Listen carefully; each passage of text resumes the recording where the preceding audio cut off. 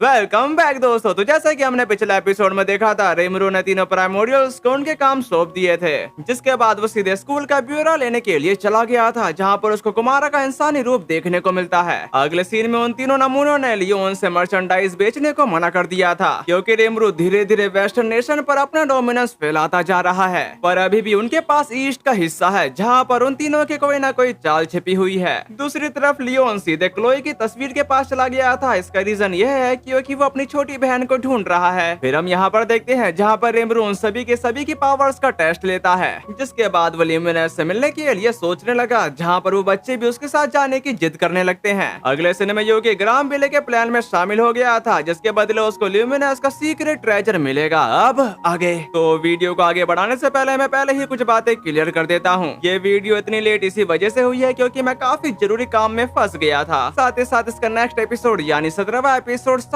अगस्त को रिलीज होगा। इसका सीधा सीधा मतलब यह है कि ये सीरीज एक हफ्ते के लिए ब्रेक पर चली गई है। तो बिना किसी देरी के ये वाला एपिसोड शुरू करते हैं। तो नेक्स्ट एपिसोड की शुरुआत लुमिनेस्ट का सीन दिखाते हुए होती है, जहाँ पर एक बटलर लुमिनेस्ट को बता रहा था, 1 महीने पहले ग्राम विले और ग्रैंडमा शयुकी कागुरासाका ने कॉन्टेक्ट किया था। ऐसा लगता है कि उन्होंने किसी तरह की डील कर ली है, जिसकी वजह से मुझे ऐसा लगता है कि वो लोग जरूर कुछ प्लानिंग कर रहे हैं। उसकी ऐसी बातों को सुनने के बाद ल्यूमिनस बताना शुरू करती है, लुबेलियस में ग्राम विले कई सालों तक 7 डेज क्लंजी का हेड था और वह इस कंट्री को मुझसे भी बेहतर तरीके से जानता है। इसी वजह से यह मुसीबत की बात हो सकती है। फिर हम 1700 साल पहले लुबेलियस के बाहरी इलाके का सीन देखते हैं, जहाँ पर ग्राम विले ल्यूमिनस को बता रहा था, डेमन लॉर्ड ल्यूमिनस नहीं लेडी ल्यूमिनस, मुझे आप पर भरोसा है और मैं आपकी पावर्स का इस्तेमाल करना चाहता हूँ ताकि मैं इंसानों को प्रोटेक्ट कर सकूं और आप लुबेलियस पर बेहतर ढंग से रूल कर सके। मेरा प्रपोजल है कि हम साथ मिलकर काम करें। जो सुनकर लुमिनस कुछ भी नहीं कहती, वो सीधे नीचे की तरफ आते हुए उसकी तरफ अपना हाथ बढ़ा देती है ताकि वो उसके हाथ पर किस कर सके। जिसके बाद हमें बैकग्राउंड में लुमिनस की आवाज आ रही थी। वह कितना यंग और उम्मीदों से भरा हुआ था, पर अब उसका कोई नाम और निशान ही नहीं बचा, क्योंकि वह काफी ज्यादा बूढ़ा हो गया है। और ये वही फॉर्मर हीरो है जो 7 डेज क्लंजी का फॉर्मर हेड था। साथ ही साथ मैंने सभी एल्डर को अपनी लव एनर्जी भी दी थी। जब वो ये सब सोच रही थी, तभी वहाँ पर एक मेड आते के साथ उसको बताती है कि डीमन लॉर्ड रिमरू और टेम्पेस्ट के उसके साथ ही लोबेलियस पहुंच गए हैं। तभी यहाँ से इनका टोकर बाहर की तरफ आ गया था, जहाँ पर रिमरू और उसके बाकी के साथ इस नजारे को देखने के बाद काफी ज्यादा अमेज हो चुके थे। उसी वक्त वहाँ पर हिनाटा आते के साथ कहती है कि मुझे खुशी है कि तुम सब यहाँ पर हो, तो अब हम बस म्यूजिशियन का ही इंतजार कर रहे हैं। उसके ऐसा कहते ही वहाँ पर एक न्यू पर्सन टेलीपोर्ट होकर आ गया था। तभी गिब्सन का कहना है, आप सच में इस सिटी में हिस्ट्री को महसूस कर सकते हैं। उसके ऐसा कहते ही यहाँ से इनका टोकर काफी बड़ी दावत की तरफ आ गया था, जहाँ पर केन्या मिर्जा की इतना ज्यादा खाना देखने के बाद हैरान होते हुए कहता है कि आखिरकार ये सब क्या है। साथ ही साथ वो सारे के सारे लोग इसी तरह से बातें कर रहे थे। तभी एलिस का कहना है, ये तो बिल्कुल ज्वेलरीज जैसा दिख रहा है। यहाँ तक कि कुरामा भी अपने खाने को देखते हुए कह रहे थे, ये टेम्पेस्ट जैसा तो नहीं है, पर मैंने ऐसा खाना पहले कभी नहीं खाया। फिर हम यहाँ पर देखते हैं जहाँ पर केन्या मिसाकी और रयूटा साकीगुची अपने खाने को देखने के बाद थोड़ा निराश दिख रहे थे, क्योंकि वो दिखते ही खत्म हो गया। लेकिन वहाँ पर मेड्स आते के साथ उन दोनों के सामने नई नई डिश सर्व कर देते हैं। अब ये देखकर उनके चेहरे पर दोबारा से प्यारी सी स्माइल आ चुकी थी। जबकि दूसरी तरफ टक का कहना है, ग्रेट रिमरू, क्या हम म्यूजिशियन के लिए ऐसी मेहमानबाजी पाना सच में ठीक है? इस बात का जवाब देते हुए रिमरू उसको बताता है कि खैर तुम्हारी परफॉर्मेंस का वो लोग इंतजार कर रहे हैं, इसी वजह से इतना तो चलता है। जिस बात पर एग्री करते हुए हिनाटा उसको बताती है कि वो एकदम ठीक कह रहा है, जिसकी वजह से तुम अपना सबसे बेस्ट करना। जो सुनकर टक जोश से भरते हुए कहता है कि बिल्कुल हम आपकी उम्मीदों पर खरे उतरेंगे। अब ये सुनकर शियोन उसका थोपड़ा हिलाते हुए कहती है कि बहुत खूब, यही तो जज्बा है। और वहाँ पर ऐसा ही हंसी मजाक चलते रहा। फिर हम इसके कुछ देर बाद का सीन देखते हैं, जहाँ पर उन सारे के सारे बच्चों को नींद आने लगी थी। जो देख कर रिमरू उन्हें समझाने लगता है कि ध्यान रखना कि तुम्हारा पेट ढका रहे, जिस बात पर वो सारे के सारे बच्चे एग्री थे। दूसरी तरफ खड़ा डियाब्लो उससे पूछने लगता है कि बहुत बढ़िया रिमरू, वैसे इसके बाद आपका क्या प्लान है? जिस बात का जवाब देते हुए रिमरू उसको बताने लगा, वैसे अगर सोचूं तो मैं अभी तक ल्यूमिनस से नहीं मिला हूँ, पर उसको अभी तक मालूम नहीं हुआ है कि ल्यूमिनस तो पहले ही आ चुकी है। तभी शियोन घबराते हुए रिमरू को बताती है कि ग्रेट रिमरू, मेड पूछ रही है कि क्या हमें रूम सर्विस चाहिए? जिस बात पर एग्री करते हुए रिमरू का कहना है, अरे ये तो काफी बढ़िया आइडिया है, वैसे मुझे कुछ गर्म पीने को मिल जाता तो। और उसकी बात पूरी भी हो पाती, तभी उसकी नजर उस मेड पर चली जाती है, जो और कोई नहीं बल्कि ल्यूमिनस थी। वैसे मेरी फेवरेट कैरेक्टर ल्यूमिनस ही है, आपको क्या लगता है? और आप कमेंट में जरूर बताना कि आपका फेवरेट कैरेक्टर कौन सा है। तभी यहाँ से इनका ठोकर एक बार की तरफ आ गया था, जहाँ पर ल्यूमिनस हैरान होने के साथ कहती है कि धत तेरे की मुझे लगा था कि तुम ज्यादा हैरान हो जाओगे। जिस बात का जवाब देते हुए रिमरू उसको बताता है कि खैर मुझे कुछ कुछ शक था कि तुम कुछ ना कुछ जरूर करोगी। फिर वो अपने मन में कहने लगा, हालांकि मुझे बिल्कुल भी उम्मीद नहीं थी कि वह मेड के कपड़े पहनकर बाहर आ जाएगी। तब इल्यूमिनस का कहना है, फिर भी मैं उस इवल ड्रैगन को पीछे छोड़ने के लिए तुम्हारी तारीफ करती हूँ। उसी वक्त रिमरू हिनाटा के बारे में पूछने लगता है कि वो कहाँ पर है। इस पे लुमिनस उसको बता देती है कि वह सो रही है। जो सुनकर रिमरू सीधे मुद्दे की बात करते हुए कहता है कि तो तुम मुझे यहाँ पर किस लिए लाई हो। जिस बात का जवाब देते हुए लुमिनस उसको बताना शुरू करती है, मुझे तुमसे यानी हमारे मेहमान से यह बात कहने में थोड़ी हिचकिचाहट हो रही थी, लेकिन लगता है कि वह ग्रामविले कुछ साजिश रच रहा है। उसके ऐसा कहते यहाँ से इनकट होकर किंगडम ऑफ सेल्ट्रोजो की तरफ आ गया था, जहाँ पर ग्रामविले उन सभी को बता रहा था शायद यह हम 5 एल्डर्स की आखिरी मुलाकात होगी, क्योंकि हमें किसी भी कीमत पर डीमन लॉर्ड रिमरू को इंसानियत पर कब्जा करने से रोकना होगा। उसकी इस बात पर एक एल्डर बताता कि लेकिन अब जब हमने मारिया बेल को खो दिया है तो ये कैसे होगा। साथ ही साथ जोहान भी उसको बताने लगता है, क्या हमें कुछ समय तक आज्ञाकारी होने का दिखावा करते हुए चुपचाप ताकत को जमा नहीं करना चाहिए। अब उन दोनों की ऐसी बातों को सुनने के बाद ग्रामविले उनको समझाने लगते हैं, घबराओ मत, चाहे कितने भी कुर्बानी देनी पड़े, इंसानों की दुनिया पर इंसानों का ही राज होना चाहिए। वैसे क्या मैं गलत हूँ, पर मैं एक आखिरी दाव जरूर लगाऊंगा। अब ये सुनकर वो तीनों के तीनों काफी ज्यादा हैरान हो चुके थे, जबकि दूसरी तरफ ग्रामविले अपनी बातों को कंटिन्यू करते हुए कह रहे थे, इसका रीजन ये है क्योंकि मेरे पास काफी कम समय बचा है। ये सुनते ही एक एल्डर ग्रामविले के सामने झुकते हुए कहता है, मेरा एरिया इस कॉन्फ्लिक्ट से काफी ज्यादा दूर है, पर रोजो फैमिली के एक बचे हुए मेंबर के तौर पर मैं सही हिस्ट्री का विटनेस बनूंगा।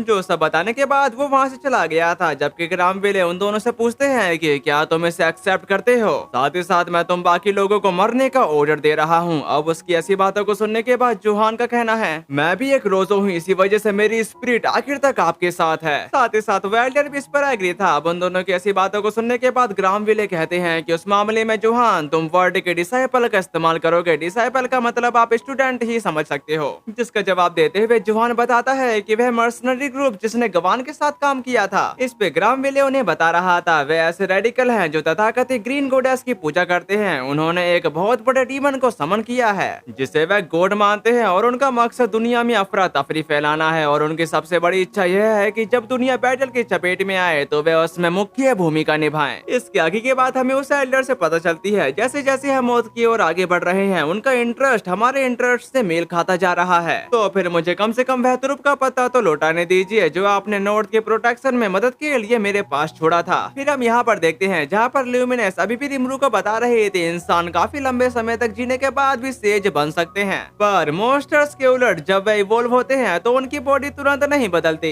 जैसे ही नाटा को सेज बनने के बाद भी नींद की जरूरत इसलिए पड़ती है क्योंकि उसकी बॉडी इंसान ही रहती है, लेकिन ग्रामविले सेज नहीं है, वह एक हीरो के अंडे से निकला है। तुम इसको ऐसे समझो कि एक डीमन लॉर्ड अवेकन होने के बाद एक ट्रू डीमन लॉर्ड बन जाता है। जो सब जानने के बाद रिमरू काफी ज्यादा हैरान होने के साथ कहता है कि तो तुम्हारा मतलब है कि ग्रामविले एक ट्रू हीरो है। और उसके ऐसा कहते हैं यहाँ सीन कट होकर ग्रामविले की पास्ट लाइफ की तरफ आ गया था, जहाँ पर वो इतने खूबसूरत नजारे को देखने के बाद कह रहा था, तो क्या यही हमारा नया लैंड है। यहाँ तक कि मारिया भी इतने खूबसूरत नजारे को देखने के बाद कहती है कि ये तो काफी ज्यादा सुंदर है ना ग्रान। जिस बात पर एग्री करते हुए ग्रान कह रहा था, हाँ मारिया, ये बिल्कुल वैसी ही जगह है जिसकी हमें तलाश थी, एक प्रोमिस्ड लैंड। और हाँ, हम इन वेस्टर्न लैंड को एक साथ लाएंगे और ईस्ट और वेस्ट को एक कर देंगे। फिर हम सभी इंसान डीमन लॉर्ड्स को हराएंगे, जिसके बाद हम सभी एक ऐसी दुनिया बनाएंगे जहाँ सभी इंसान शांति से रह सके। उसकी ऐसी बातों को सुनने के बाद मारिया कहती है कि ग्राम, तुम सच में इंसान से काफी ज्यादा प्यार करते हो, है ना? तभी तो तुम हमेशा लड़ते रहते हो। वैसे तुम थोड़े अजीब हो और जिद्दी भी। उसकी इस बात पर ग्राम बताता कि राजुल जितना नहीं, तुमको ऐसे और भी बहुत कम अजीब लोग मिलेंगे जो इंसान ना होते हुए भी इंसानों के लिए इतना कुछ कर गुजरे। मेरे को लगता है कि ये वही है जो एल्डर ग्रामविले को देने की बात कर रहा था। उसकी ऐसी बातों को सुनने के बाद राजुल उसको बताता है कि मैं इंसानों के लिए नहीं लड़ता, मैं इसलिए लड़ता हूँ क्योंकि तुम मुझ पर भरोसा करते हो ग्रान, और आपने मुझे जो नाम दिया है राजुल, उसी नाम के साथ मैं आपके साथ मिलकर हमारा सपना सच करूंगा।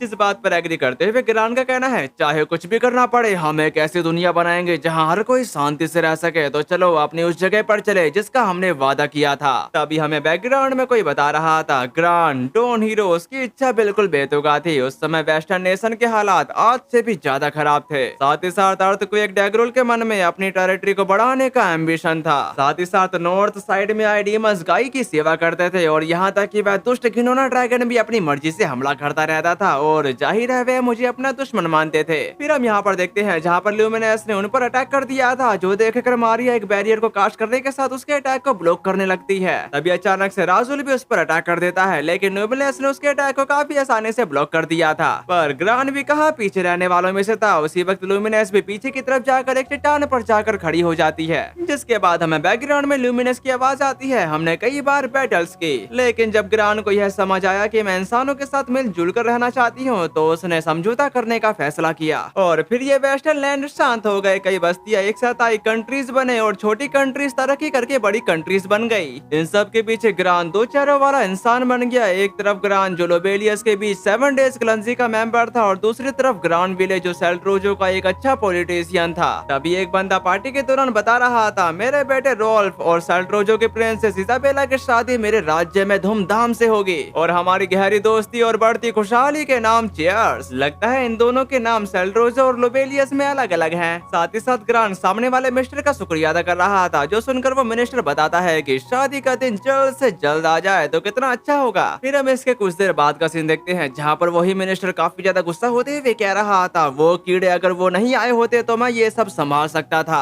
तभी उसको अचानक से किसी की आवाज आ रही थी, जो उसको बताती है कि क्या मैं तुम्हारी मदद करूं। अब उसको समझ में नहीं आ रहा था कि ये आवाज कहाँ से आ रही है। उसी वक्त वहाँ पर एक डीमन समन होने के साथ उसके सामने एक डैगर फेंकते हुए कहती है, इसका इस्तेमाल करो, यह किसी को भी जान से मार सकता है, यहाँ तक कि किसी सेज या हीरो को भी। अब इस डीमन को अपने सामने देखने के बाद उस बंदे की पहले ही फटके चौसठ हो चुकी थी। फिर हम उस दिन की तरफ आते हैं जहाँ पर उन दोनों की शादी होने वाली थी, जहाँ पर वो मिनिस्टर मारिया की तरफ जाते हुए उससे पूछने लगता है कि लेडी मारिया लॉर्ड ग्रामविले कहाँ पर होंगे। लगता है मेरे से एक मिस्टेक हो गई है, मेरे को लगा था कि ग्रामविले और लेडी मारिया की शादी है, पर यहाँ पर उनकी नहीं है। तभी मारिया उसकी बातों का जवाब देते हुए कहती है, उन्हें थोड़ी देर हो जाएगी, नेबरिंग नेशन में मीडिएशन का काम प्लानिंग से ज्यादा समय ले रहा है और आज इजाबेला का खास दिन है, क्या वे फेस्टिवल के लिए समय पर पहुंच पाएंगे। तभी अचानक से वहाँ पर एक जोर का धमाका होता है और ये धमाका किसी और ने नहीं बल्कि एक जायंट डीमन ने किया था। अब उस डीमन को अपने सामने देखने के बाद वहाँ पर अफरा तफरी मच जाती है, जबकि ऊपर की तरफ वो लेडी डीमन हंसने के साथ बता रहे थे, उन सभी को जान से मार डालो और उन सभी इंसानी सोल्स को मेरे लिए इकट्ठा करो। अब उस डीमन की ऐसी बातों को सुनने के बाद वो मिनिस्टर उस पर चिल्लाते हुए कह रहा था, ये वह नहीं है जिस पर हम एग्री हुए थे। अब मिनिस्टर की ऐसी बातों को सुनने के बाद मारिया काफी ज्यादा हैरान हो चुकी थी, क्योंकि उसको लगा नहीं था कि इन सब के पीछे मिनिस्टर का हाथ है। जबकि दूसरी तरफ उस डीमन ने उस पर अटैक कर दिया था, लेकिन मारिया कैसे न कैसे करके उसको बचा लेती है। पर वो वहाँ पर अकेले ही उन दोनों डीमंस का सामना नहीं कर सकती। इसी वजह से वो टेलीपोर्टेशन सर्कल का इस्तेमाल करते हुए खुद और उस बंदे को कहीं और ही टेलीपोर्ट कर देती है, जहाँ पर वो उसको बताती है कि मैं गार्ड्स के साथ शामिल हो जाऊंगी और ग्रान के आने तक मोर्चा संभाले रखूंगी, पर तुम लोगों को वहाँ से निकालोगे। उसकी ऐसी बातों को सुनने के बाद वो बंदा अपने मन में कहा कि सही कहा, सिर्फ यही लड़की मेरे धोखे के बारे में जानती है, अगर मैं इसको यहीं अभी खत्म कर दूं। जो सब कहने के बाद उसने उस पर अटैक कर दिया था। इसी के साथ यहाँ सीन कट होकर ग्राम विले की तरफ आ गया था, जहाँ पर उसने एक ही बारे में उस डीमन को मौत के घाट उतार दिया था। तभी अचानक से उसकी नजर मारिया पर चली जाती है। अब उसकी ऐसी हालत को देखने के बाद वो पहले से भी ज्यादा गुस्सा होकर उसकी तरफ बढ़ना शुरू कर देता है। अब उसको अपनी तरफ बढ़ता देखकर वो लेडी डीमन खौफजदा होने के साथ बताती है कि मैंने उस लड़की को नहीं मारा, यह वह इंसान था जिसे सेज ने बचाया था और ये जानते हुए भी उसने उसे धोखा दिया। और वो आगे कुछ भी कह पाती उससे पहले ही ग्राम विले ने उसको जान से मार दिया था, जिसके बाद वो सीधे मारिया की तरफ चला जाता है, जहाँ पर मारिया उसको कैसे न कैसे करके बताती है कि इसाबेला सेफ है। अब उसको ये बोलता देखकर ग्राम विले उसको समझाने लगता है कि बात मत करो, चुप रहो और मैं लेडी लुमिनस को अभी बुलाता हूँ। लेकिन मारिया उसकी एक नहीं सुनती, वो उसको बताने लगती है इंसान कितने कमजोर होते हैं, है ना ग्रान। सबके लिए शांतिपूर्ण दुनिया बनाने के लिए तुमको उन्हें सही रास्ते पर लाना होगा ग्रान, तुमको इंसानों को प्रोटेक्ट करना होगा। फिर उसकी सांसें पूरी तरह से थम जाती है, जिसका मतलब है कि अब वो इस दुनिया में नहीं रही, लेकिन इसकी वजह से ग्रान पूरी तरह से टूट चुका था। साथ ही साथ वो उससे वादा करते हुए कहता है कि मैं इंसानियत के खातिर इंसानों को प्रोटेक्ट करूंगा, चाहे इसके लिए कुछ भी हो जाए। जिसके बाद हमें बैकग्राउंड में लुमिनस की आवाज आ रही थी। मारिया द सैंड के खोने के बाद ग्राम विले लाइमलाइट से दूर हो गया और उसने पर्दे के पीछे से नेशंस पर अपना इन्फ्लुएंस डालना शुरू किया, जिससे council of the west rise हुआ।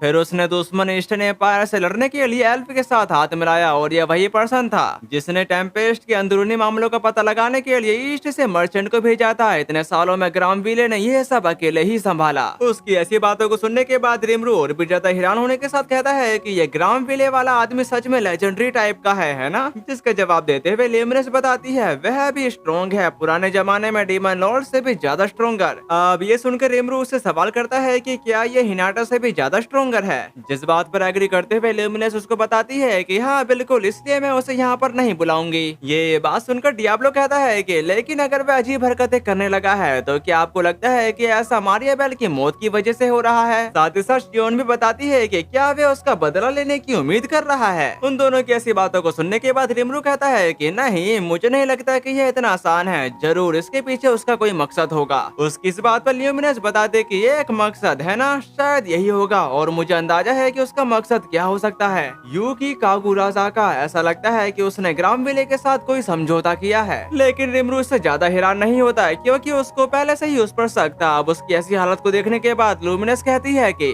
रिमरू, मुझे लगता है कि तुम भी उनके टारगेट में हो सकते हो। इस पे रिमरू बताने लगा था, हाँ शायद अब समय आ गया है कि मैं उससे अपना हिसाब किताब बराबर कर लूं। उसकी ऐसी बातों को सुनने के बाद ल्यूमिनस कहती है कि लेकिन मेरा लुबेलियस अजय है, जब तक हम 3 दिनों में म्यूजिकल परफॉर्मेंस का मजा ले सकते हैं मैं खुश रहूंगी। फिर हम अगले दिन की तरफ आते हैं जहाँ पर हिनाटा उन सभी को बता रही थी यह रियोला माउंटेन का सेक्रेट पीक है और यह सिटी का सेंटर है। जो सुनकर वो बच्चे अपने सामने इस नजारे को देखने के बाद कह रहे थे, लगता है कि हमारी एज के बच्चे भी काम कर रहे हैं, वैसे क्या उनका स्कूल और इसके अलावा कुछ और नहीं है। जिसका जवाब देते हुए हिनाटा बताती है कि लोबेलियस में गॉड की नजर में सभी समान है, इसी वजह से इस सिटी का मैनेजमेंट इस तरह से किया जाता है कि सभी समान रूप से रह सके। अब ये सुनकर वो बच्चे काफी ज्यादा हैरान हो चुके थे, जबकि एलिस का कहना है ये कुछ एक्वेरियम में फिश जैसा लगता है। साथ ही साथ क्लोई भी बताती है कि ऐसा लगता है कि सिटी के लोग अकेले नहीं रह सकते है ना, पर ऐसा लगता है कि अगर कोई उनको प्रोटेक्ट ना करे तो वे अपनी लाइफ स्टाइल को प्रोटेक्ट भी नहीं कर सकते।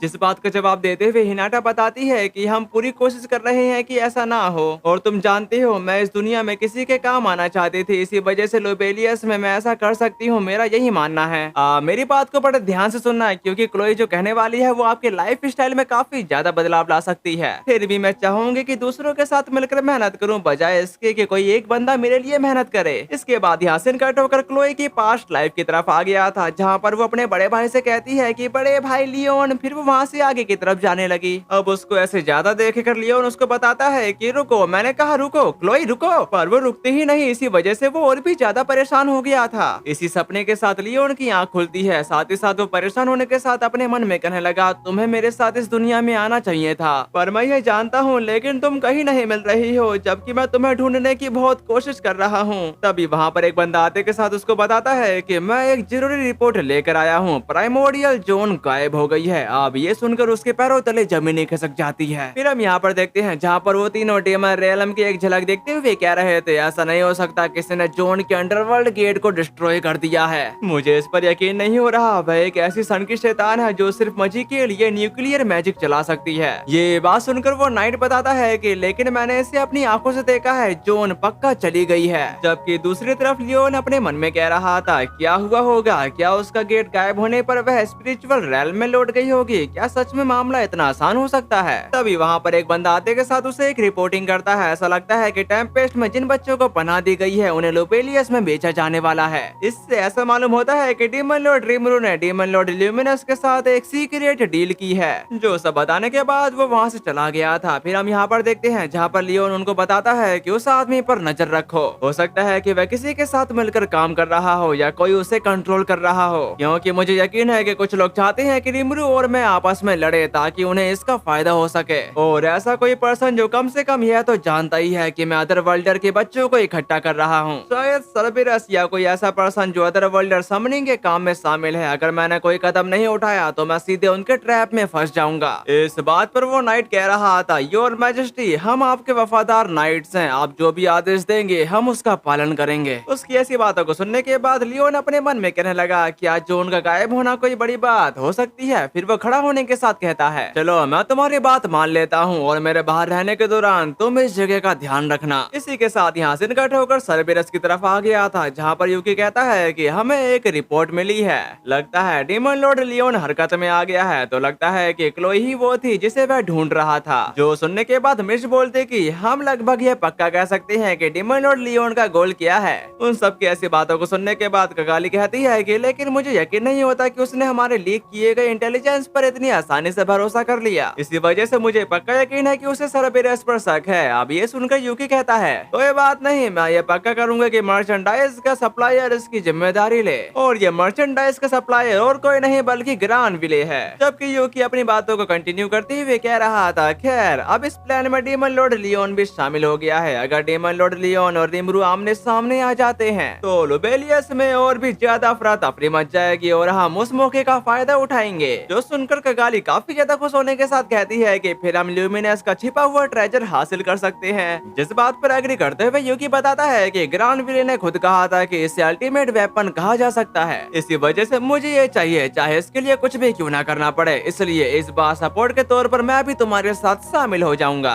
अब ये सुनकर वो तीनों के तीनों काफी ज्यादा हैरान हो चुके थे, क्योंकि उनको लगने लगा था कि इस बंदे को हम पर भरोसा ही नहीं है। ये बात सुनकर यूकी कहता है कि बेवकूफी मत करो, यह बस एहतियात के तौर पर है और इस काम में तुम लोगों की ही मुख्य भूमिका होगी। वैसे मैं तुमसे कुछ पूछना चाहता हूँ, खास तौर पर तुमसे टियर। पर उसकी बात टियर ने समझ ली थी, इसी वजह से वो इसके लिए तैयार हो जाती है। जो सुनकर यूकी ईवल की तरह हंसने के साथ कहता है, उस बूढ़े आदमी ने हमारे पिछले काम के लिए एक काफी अच्छा तोहफा दिया था। इसके बाद यहाँ से कट होकर किंगडम ऑफ सेल्ट्रोजो की तरफ आ गया था, जहाँ पर ग्रांड विले मारिया का गेट अनलॉक करते हुए कहता है, यह बदतमीज बच्चा अपने बेमतलब के एम्बिशन में चिपका हुआ है। जाहिर है हम डीमन लॉर्ड रिमरू पर अटैक करेंगे, डीमन लॉर्ड लियोन और डीमन लॉर्ड ल्यूमिनस पर भी। और मैंने लंबे समय से इंसानों को डीमन लॉर्ड्स के खतरे से बचाया है, साथ ही साथ ह्यूमन ग्रेड के भेंट चढ़कर तुम्हारे मारे जाने के बाद भी मारिया फिर वो ग्रीड का इस्तेमाल करने के साथ मारिया यानी अपनी लवर को अवेकन कर देता है, जिसकी वजह से वो काफी ज्यादा एग्जॉस्ट हो चुका था। पर वो बताता है कि यह दुनिया जो मुझसे सब कुछ छीनने के लिए है बस खत्म हो सकती है। लगता है बैटल काफी ज्यादा करीब है और इसी के साथ हमारा ये वाला एपिसोड खत्म होता है। साथ ही साथ मैं फिर से बता देता हूँ कि इसका अगला एपिसोड 7 अगस्त को रिलीज होगा, तो फिर मिलते हैं, सायोनारा।